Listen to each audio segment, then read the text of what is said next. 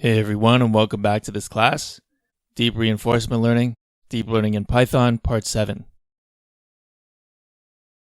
In this section, we are going to review important concepts. Because this course requires a lot of background knowledge, we are going to spend an entire section on this. 100% of this section is theory, and no coding because you presumably have already practiced coding these concepts in a previous course.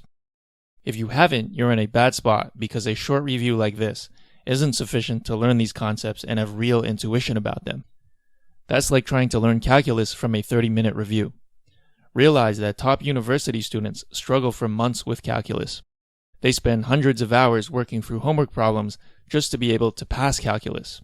So if you think you're going to learn calculus in 30 minutes, you are obviously mistaken.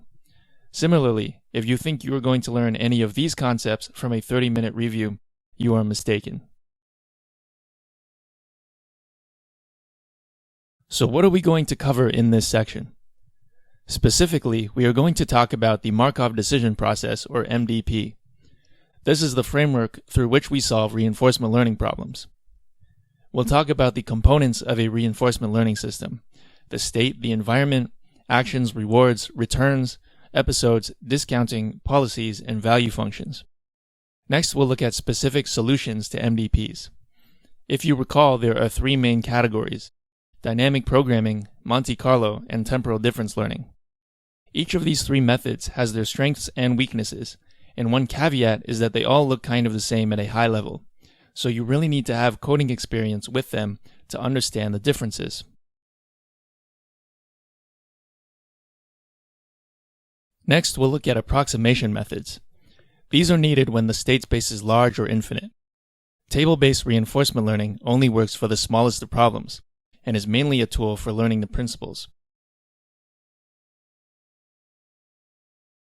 Finally, since this is deep reinforcement learning, which combines both reinforcement learning and deep learning, we'll review important concepts from deep learning as well. In this course, we'll be using concepts from multiple previous deep learning courses: convolutional neural networks, recurrent neural networks, regression and classification, and so on.